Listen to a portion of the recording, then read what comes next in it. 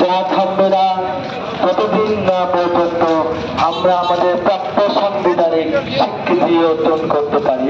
আজকে আমাদের আন্তর্জাতিক আদিবাসী দিবস। আমরা এই দিবসে বিভিন্ন সমাবেশ করি।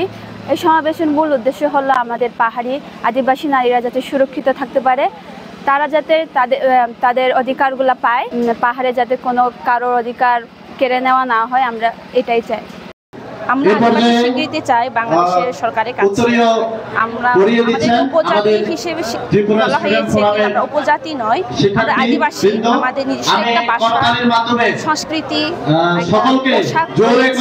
আসলে অনেক কষ্ট পোহাতে হয়েছে। সুতরাং পার্বত্য চট্টগ্রামের অবস্থানরত আদিবাসীদের বিভিন্ন গল্প কবিতার মধ্যে সাহিত্য চর্চার মধ্য দিয়ে একটা জাতির সব কিছু ফুটে ওঠে। সেই জায়গা থেকে আমি বলতে চাই, পরিশেষে আমরা একবার সবাইকে সংগ্রামী শুভেচ্ছা এবং বিপ্লবী লাল সালাম জানিয়ে আমার